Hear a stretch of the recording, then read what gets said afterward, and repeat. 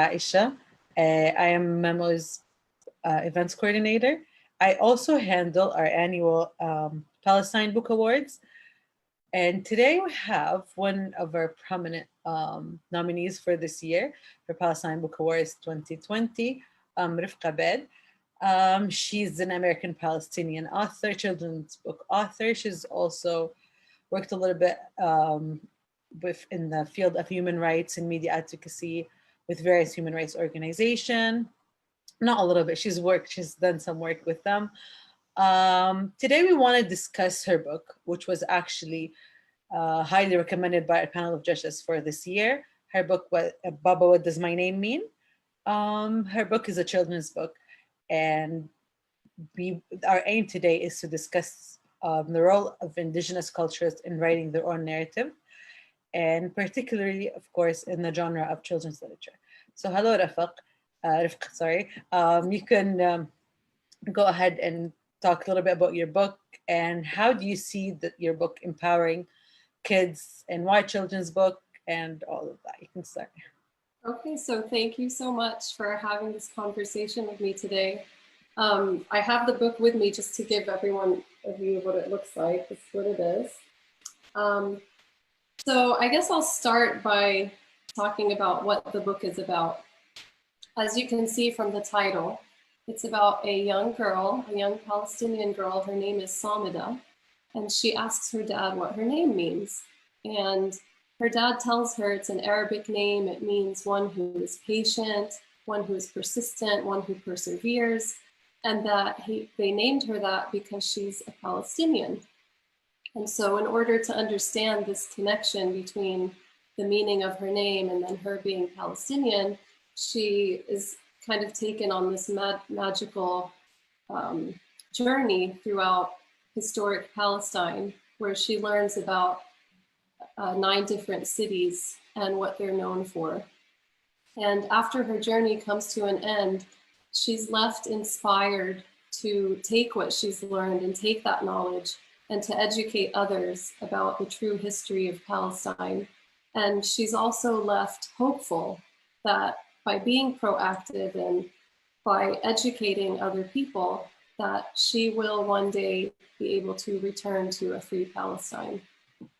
So that's the basic premise of the book. Okay, sounds interesting.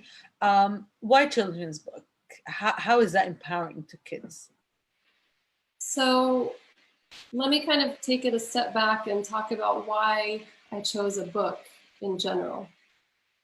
So when you're dealing with an ideology that motivates the politics of a colonizer, and in this case, what Zionism is to Israel, these types of ideologies are really heavily dependent upon one particular narrative or one particular version of history. And if you have a competing narrative like that of the indigenous population or that of the Palestinians, that goes against and is considered a threat to the colonizer's ideology. And then actually an interesting example is when in 1948, in the initial colonization of Palestine, there was a deliberate Zionist policy of cultural theft. And it's actually been documented that they stole over 70,000 books from stolen Palestinian homes. And so one has to wonder, why did they steal books? And it's basically because they needed to deny our existence and deny that we were actually an educated people. And it's also a form of control, taking control over a narrative by erasing ours. And so why I chose a book is precisely to counter that, because I really feel like every Palestinian, whether you publish it or not, we all have to write our story, all indigenous peoples. We have to write our history, our story, how we see what happened to us, how we feel, our emotions, our experience, our perspective, our voice has to be heard. And so that's kind of what was in the back of my mind. And then children's books specifically, I just noticed, we have such a rich literary history. And a lot of Palestinian writers have been killed because of their writing.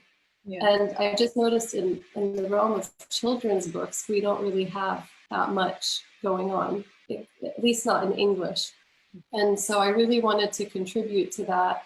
And it was kind of more inspired when I became a mom.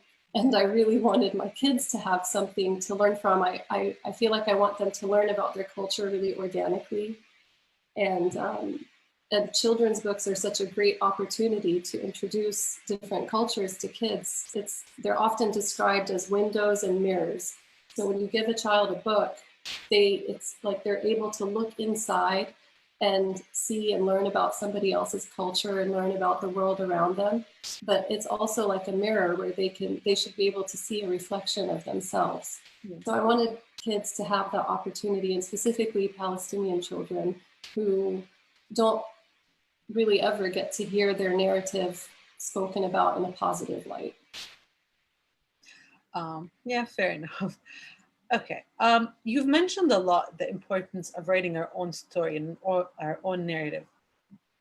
Where does that come from? Why is it so important that we do that? Like there's a lot of translated work, and a lot of people can, when they come visit Palestine stuff, they write the stories and stuff. Why is it important that we write it? So obviously it's always good to have allies and other people that visit and see and talk about what's going on, and we also benefit from that. But when you have an indigenous person writing from their perspective, it's a perspective that is being denied and intentionally trying to be erased. So it's important to come directly from us because we're the ones experiencing it.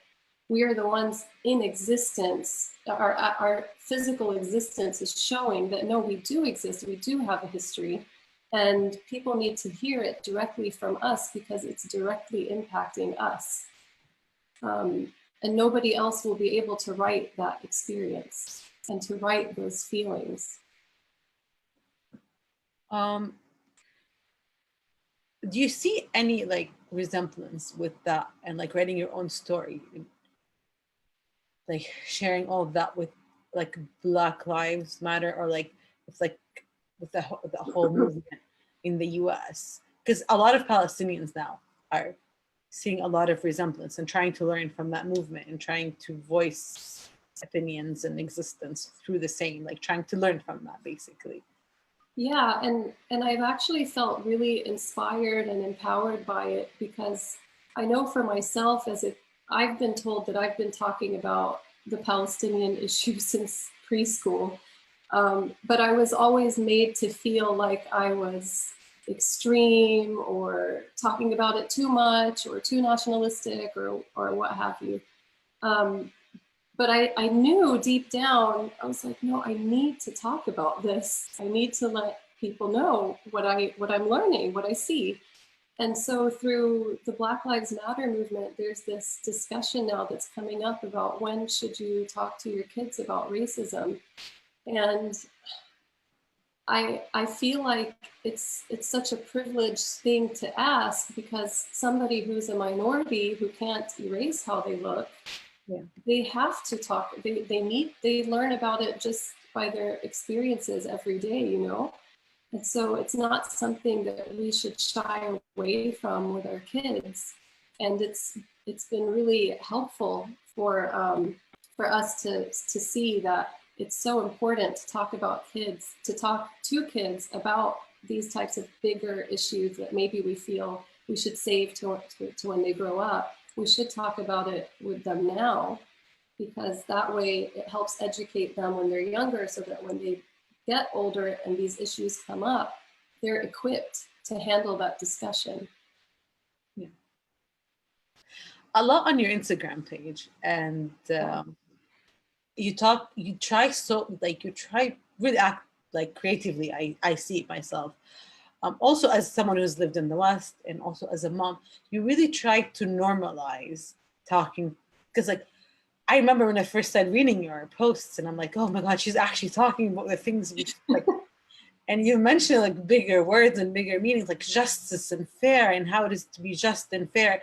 And like, You want to elaborate a little bit about like even your word choices when it comes to talking about Palestine and our history? You really try to use your words and like to normalize it as if it's like we feel we're afraid to use these terms with our kids or ourselves as well. Yeah, I mean, words are very important, and the words that we choose are very important. And that's why I always think it's so crucial for us to constantly educate ourselves, because when we have the right words, we're able to better educate others. And in terms of Palestine, like I said, growing up, I was always made to feel like it was something negative, even by the community that should be supporting me. And so when we say we're normalizing it, we're really just talking about our narrative. That's our narrative. Why should we feel embarrassed or ashamed of it? I really don't. So I read sometime in a book by Fawaz Turki. He said that at one point he grew up in a refugee camp in Lebanon. Saying that somebody was Palestinian was like a cut down or calling them something negative. And I even feel now when I introduce myself to people here and they say, where are you from? Sometimes I feel like just by saying I'm Palestinian, that it's somehow considered aggressive. And that's what I was hoping to counter with the book, is that we are a normal people. We're not just this one stereotype, and we have the right to tell our story without feeling like we're doing something wrong or without feeling like it's offensive to somebody.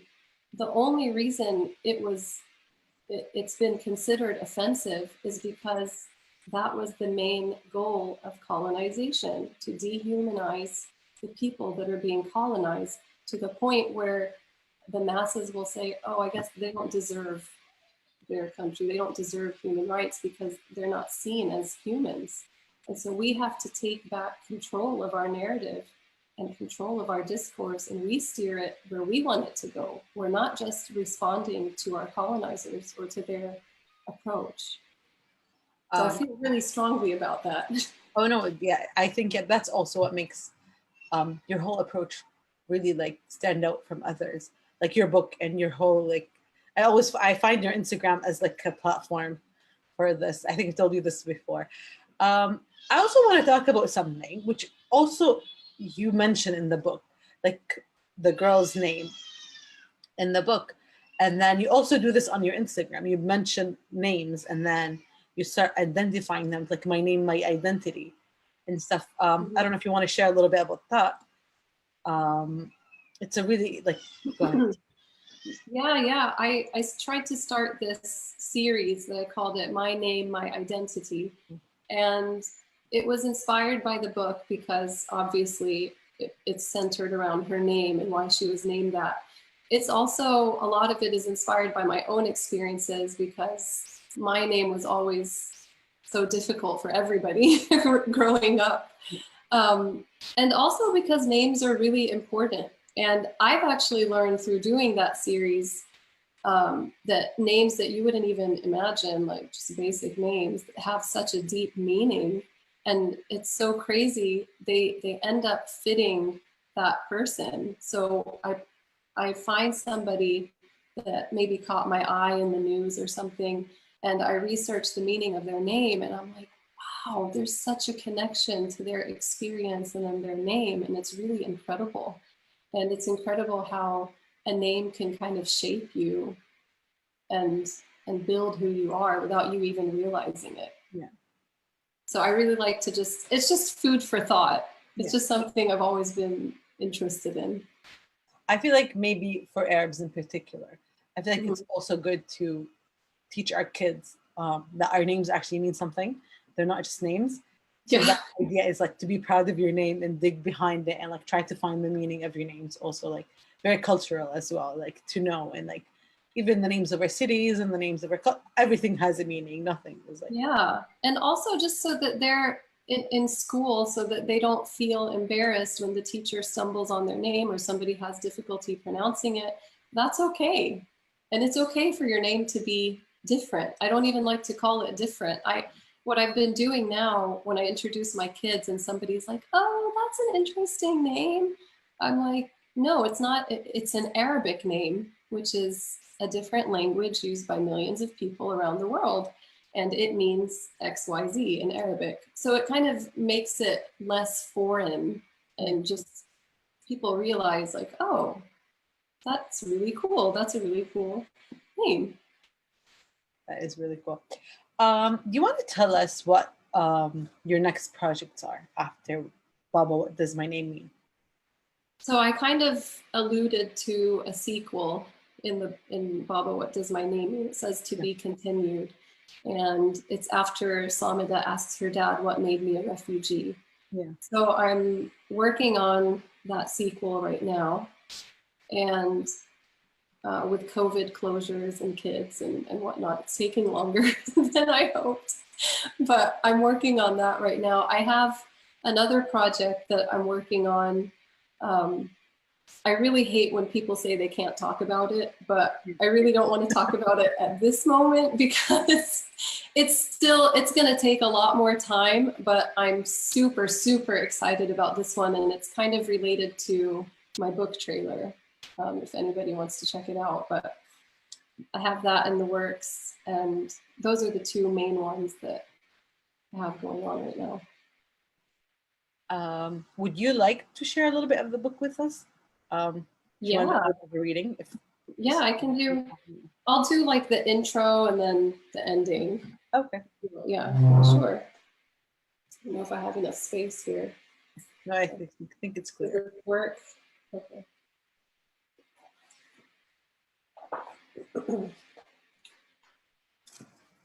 My friends at school asked me what my name meant today. I proudly proclaimed it was an Arabic name, but then I didn't know what else to say.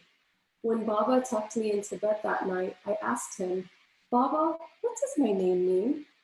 What Baba said next was like a gust of wind that propelled me into a magical dream. Samida is an Arabic word for one who is patient, persistent, and one who perseveres, one who will fight for their rights without any fear. We named you this because you're a Palestinian. Your name carries the weight of a nation beloved to millions. The historic land of Palestine is a wonder to behold, and I think now is the perfect time for its story to be told. You will first need this key from my necklace, your right to return to your ancestors' homes. You must treat it like gold. Now close your eyes and imagine with me. Do you see a white dove perched over there on a majestic olive tree? Her name is Salam, the dove of peace, and you will fly with her on tonight's journey. And then Salam kind of takes Samida through different cities. We have Ariha, Al-Quds, the capital of Palestine, Nablus, Jaffa, Haifa, Akka, Gaza, and then Beit Lahem. And the last one we go to is Al-Khadim. So after she's done with this amazing journey, says, our journey has now come to an end, so I want to leave you with the symbol of Palestine as my final surprise, a superhero kufiya cape that you can wear with pride. I also want you to have this hand-stitched Palestinian thobe or dress. The design and style are unique to Jaffa, your hometown from which you were dispossessed. Salam, Salam, I know what my superhero power will be. I will fly all around the world and open people's minds using my key. I will unlock all the truths about Palestine and educate everyone about its true history. Through persistence and perseverance, I know one day we will be free. When I opened my eyes, I excitedly exclaimed to Baba, I love Palestine. Yes, Habibti, I know, he sighed. Isn't it divine? My homeland is so heavenly. Why must I yearn for it? That is why we named you Samida, my love, because one day you will return to it. Insha'Allah, Baba, as soon as can be. But until then, can you tell me what made me a refugee? Baba took a deep breath and smiled softly. Let's save that conversation for tomorrow's bedtime story. And then I put a note in the book about why I used the Arabic names for the cities. This was intentional. Originally, I had put the English names so that people would be familiar with what cities we were talking about, but I was advised that I should really stick to the Arabic names because it's a part of our struggle for freedom and for justice. You know, as we know, our villages and cities that were either destroyed or stolen, names have been changed or erased completely from existence. So it's really important for us to maintain our original names and to stick with them and educate people about what happened to those cities. That was beautiful. Thank you. Thank you. We got a question. Where can people buy the book from? So the book is available worldwide, everywhere books are sold, so on any platform. I have some direct links on my website that people can choose from. The website is www.babawhatdoesmynamemean.com. And you can also support your local bookstore and go to them and give them the ISBN number or the title. And I have the ISBN on the website as well. And they should be able to retrieve the book and order it for you. And then I'm also selling some directly through me where you can get an author signed hard copy, but those are only in the US because shipping is crazy for global. Okay, I think we'll post it. We'll post it on our website under our thing and on our Facebook, and then we'll see. Hopefully that works. Also, your Instagram. Everyone can check out your Instagram page. Oh yes, it's at Baba. What does my name mean? You should. I think in all the posts, your page is tagged, so people can check, can click on it, and then they direct it to your page, and then I think they can find everything else. Is there anything else you would like to add?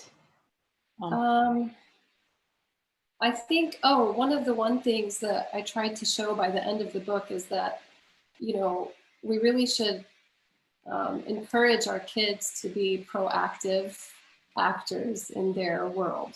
You know, and in doing so, you help them build hope and build this sense that they're doing something good for society. And so I have a post about that, about why hope equals action. It's not just, I hope things get better. It's actually doing something to make things get better. And I did that post really because sometimes I feel hopeless. And as a mom, I don't want to feel hopeless about something. I want to be able to teach my kids to be hopeful. And so one of the things I researched about hope and action is you can take baby steps, basically. You help your kids set a specific goal and then let them brainstorm, what can I do to achieve that goal? Maybe introduce them to different role models or historical figures that have done the same thing and have achieved really great success. And then just take it one step at a time. So for example, when I was little, I don't know if it was during the first Intifada or something was happening in the news. And I remember my parents were going to write a letter to the editor, what we used to do back in the day before social media.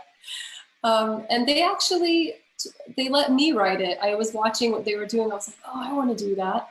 So they let me write that letter, and it was about Palestine, and I wrote it in my simple kid language, and it was published, and I felt so great. And I think that that type of experience really helped me for the future in order to feel like I can actually do something in my own small community that, God willing, will make a larger impact in the future. Because if you think about it, the discourse that existed back when I was in college versus now on Palestine is very different.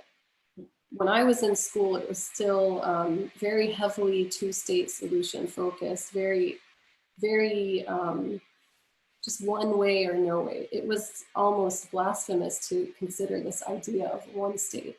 And now that's really shifted because the conversation has shifted to the true origin of the issue, which is colonization, and how do we work against that. So that's one thing, is the idea of giving our kids hope by showing them that they can be proactive.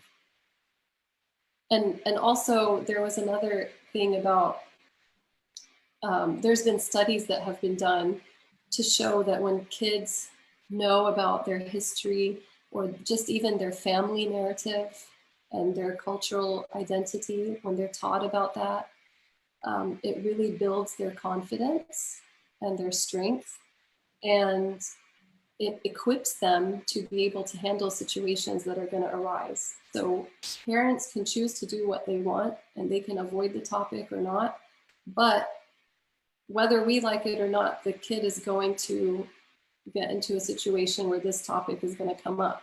And so what you want is for them to be equipped to answer it and not feel bad about themselves. You want them to say yes. And that's kind of why I put in the book, I proudly proclaimed it was an Arabic name. Yeah. So she knew, she had an idea that she's Arab and that she's Palestinian and that that's important, but she needed to know something deeper.